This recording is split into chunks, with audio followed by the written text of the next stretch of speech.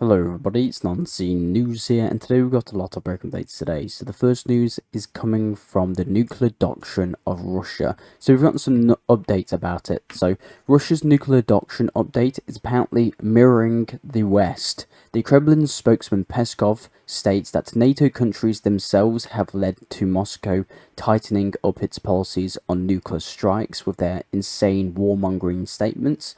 So this was stated by the Kremlin spokesman Peskov, and he said they're just mirroring the West, according to the spokesman. Now, we've also got news coming from the Russian Foreign Ministry, Sergei Lavrov. So, the Russian Foreign Minister, Sergei Lavrov, has signed an agreement with the African country of Burkina Faso on non-deployment weapons in space. We've also got news coming from Ukraine that Lithuania has provided Ukraine with a new batch of military aid, including ammunition, laptops, and other materials support for the Ukrainian army. This year, Lithuania has supplied with 155mm ammunition, RSE-1 remote detonation systems, M113 and M577 armored vehicles, warm clothing, anti-drone systems, anti-tank grenade launchers, generators, bed, and etc. And since the start of the war in Ukraine, Lithuania has contributed over 683 million euros worth of military aid. Now let's really quickly head to New York, where we've got news that Zelensky conducted an interview with Fox News, and it gave us a bit of an insight of the Donald Trump and Zelensky meeting that took place. So Zelensky explains himself what happened, so it's about 50 seconds long, so give it a watch. But I've got from Donald Trump very direct information that he will be on our side, that he will support Ukraine, and there are so many details, I think, which he was very interested to hear from me, directly from me. Did he ask you questions? Did he ask me? Yes, sir. Yes, of course, a lot. What did he ask you? What do you see? What is really now the situation on the battlefield? How you see the support from the United States and the details? What do you think? Why Putin began this invasion? Former President Trump said that he had a good relationship with you and a good relationship with Putin. Does that concern you? I said that I hope that he have more warm relations with me, and I.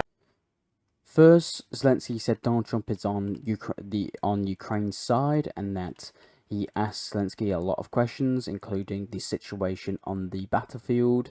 So, very interesting news. We've also got news that Switzerland now supports the peace initiative proposed by China and Brazil regarding the war in Ukraine.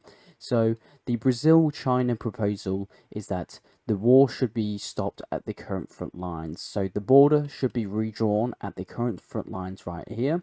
But obviously this is not the actual current front lines. This is just an idea of what it is.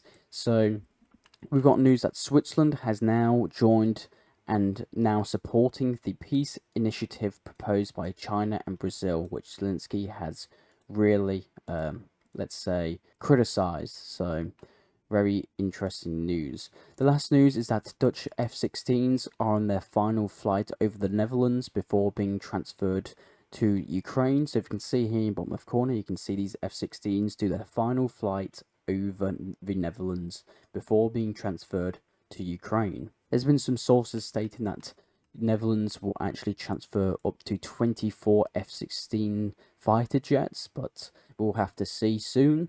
But the F-16s over the Netherlands do their final trip before being transferred to Ukraine. Now let's head to Belarus really quickly, where we've got news that Belarus will respond immediately if it determines that Ukraine has deliberately used its drones on Belarusian territory, stated the Belarusian minister, if you can see here in the bottom left corner. He also says that Belarus fears that the build-up of NATO's military potentially near the borders of Belarus could lead to an escalation of the conflict, stated the head of the Belarusian Foreign Ministry. So very interesting news when talking about Belarus. The next news is coming from Finland, where we've got news coming from the Finnish president.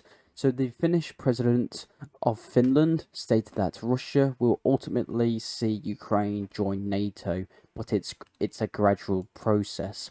In response to questions about Ukraine's potential NATO membership, the Finnish president Alexander Stubb stated that receiving an invitation by the end of the year, well, NATO invitation to Ukraine is unrealistic. However, he emphasized that an invitation for Ukraine is possible in the long term to join NATO. He also said that Ukraine will become a NATO member only after joining the EU, according to Alexander Stubb, the president of Finland. We've also gotten news from Hamburg that Hamburg police seizes over 2 tons of cocaine worth of 100 million euros. The drugs were found in the container of bananas during the search in Rossburg's district. Hamburg Interior Minister called it one of the largest seizures. 12 suspects from Germany, Turkey, Afghanistan and other countries were arrested. Some of them were known to the police for drug-related crimes. So over 2 tons of cocaine was apparently seized by the German police force. So very interesting news. Now let's head to Lebanon, where we've got news that the Indian embassy is now asking its citizens to leave Lebanon immediately, joining behind India the foreign ministries of Italy and Kuwait have also urged their citizens to leave Lebanon as soon as possible. So it seems escalation is really boiling up in this region. We've also got news. Yesterday we talked about how the Hezbollah Secretary General Nasrallah also was killed. So the head of Hezbollah was killed in an Israeli strike. And if you can see here in the bottom left corner, tweeted by the Israeli Defense Forces themselves, they said Nasrallah will no longer be able to terrorize the world, and he was killed. Along him, the Israeli military also reported the elimination of Hezbollah's preemptive security unit commander, Nabil. So very interesting news. So if you can see here in the bottom left corner, Hezbollah only has one commander left in the military chain of the command. So if you can see here in the bottom left corner, the military chain of command of Hezbollah organization. And you can just see this graph that was released by Israel, that they've nearly killed every single commander in the Hezbollah military. So we've also got more news that the Israeli deployment on the border is getting increasingly bigger and bigger. So if you can see here in the bottom left corner, we can see Israeli tanks arrive on the front. We can see quite a lot of them bunched in together. So it seems we've also got more news that's a possible ground invasion into Hezbollah, well, southern Lebanon, is possible. Now let's move to the UN meeting. So Netanyahu took the stage in New York, where the Israeli Prime Minister actually visited New York in the UN meetings. So the Israeli Prime Minister Benjamin Netanyahu stated that this war can come to an end now, referring to the Gaza war and the possible Hezbollah war. He stated that all that has to happen is for Hamas to surrender, lay down its arms and release all of their hostages. But if they don't, we will fight until we achieve total victory, Benjamin Netanyahu stated. He also stated that we must all do everything in our power to ensure that Iran never gets nuclear weapons. Now let's quickly head to Jordan, where the Jordanian army stated that we shall intercept any missile or drone entering our airspace. We got quick news coming from Saudi Arabia that Saudi Arabia announces it has created the International Alliance to implement the two-state solution, stated Saudi Arabia. Iranian airlines have now suspended its flights to the capital city of Lebanon, which is Beirut.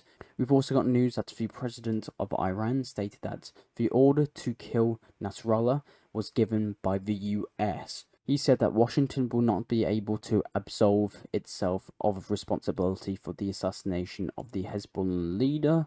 We've also got news that the Russian Prime Minister Mikhail will visit Iran on Monday, where he will hold talks with the Iranian president. So the two leaders plan to discuss Russo-Iranian cooperation in the economic, cultural and humanitarian spheres. They will pay particular attention to major joint projects in the transport, energy, industrial and agricultural sectors. So the Russian Prime Minister will be heading to Iran on Monday. We've also got news quickly going back to Europe that Austria is holding parliamentary elections and it's already been finished.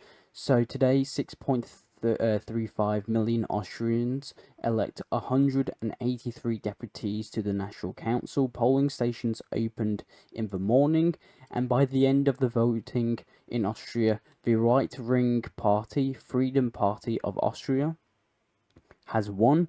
So in Austria, the right-wing party Freedom of Austria, so FPO, won the elections with 29.1% of the vote.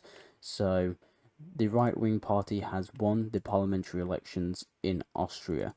We've also got news coming from the Spanish islands here that at least 9 dead, at least 48 missing after a migrant boat capsized in Spain's Canary Islands. So at least 9 migrants died and 48 are missing after their boat capsized. And according to news that we've got, the search of the 48 missing migrants has begun, so near the islands here. So after the boat crashed, apparently. So this is apparently one of the deadliest incidents in 30 years. So 9 people have died in the wreck, including 1 child, whilst 27 of the 84 migrants were rescued in search operations. Search operations have resumed with the Coast Guard and Air Force. Most of the migrants are from Mali and Senegal. So very interesting news. And now let's head to Somalia, where we've got news come from the Somalia's Prime Minister to Ethiopia. So Somalia has a right to defend its territorial integrity, stated the Prime Minister of Somalia, that he said at the UN General Assembly on Friday. So Somalia's Prime Minister Hamza slammed Ethiopia over a deal with the self-declared Republic of Somaliland to lease a strip of coastline agreed earlier this year. So Somaliland is a self-proclaimed republic. So if I get it right, I think this is it. So Somaliland is this self-proclaimed republic that doesn't recognize itself in the territory of Somalia. So very interesting news, and I'll keep you updated on that. We've also got news coming from China that China has set 2 world records with a spectacular display. Over 10,000 drones took part in this display. So a drone show featuring 10,197 drones took place in the Shenzhen Bay Park on Thursday night, breaking 2 Guinness World Records and kicking off series of performance in celebration of its country's National Day. So if you can just see here in your bottom left corner, we can just see just the amount of drones actually just showing us these pretty crazy views, which I did not know that was possible. So very interesting news. We've also got news coming from China. So China tests driverless train with over 10,000 tons of capacity. So the initiative train has 108 carriages and is about 1,300 meters long. The train departed from this coal factory this coal depot here, and made its way all the way to this port here. So this is a Chinese driverless train. So this is one of the first of its kind. According to China, driverless trains are planned to be launched in masses in railways in the future. The new technology will primarily significantly increase the efficiency of coal transportation from the west to the east of China. So very interesting news. Now we've gotten some news coming from the head of the Ministry of Foreign Affairs of the People's Republic of China. So he stated that the reunification of China will inevitably be achieved. Taiwan will undoubtedly return to the embrace of the motherland, stated the head of the Ministry of Foreign Affairs of the People's Republic of China. So, reunification of China will inevitably be achieved, stated the head of the Ministry of Affairs of China. So very big news. We've also gotten some big news coming from Venezuela. That's Venezuela has just banned the social app of TikTok. So TikTok is now unavailable in Venezuela. Now the last news is coming from the former president of the United States, so Donald Trump. Trump says he will work for McDonald's. The US Republican presidential candidate Donald Trump has announced that he wants to try working at McDonald's fast food chain. According to him, he's going to include a half-an-hour shift at the restaurant in his schedule next week. So, if you get some McDonald's and it's signed by Donald Trump, don't be surprised. So Donald Trump is going to be working a half-an-hour shift at McDonald's. And that's all the news I actually have for you today. I am Non-Scene News. I'll try and provide you news that the medias around the world do not show you. I do these videos hopefully daily, so consider subscribing and liking.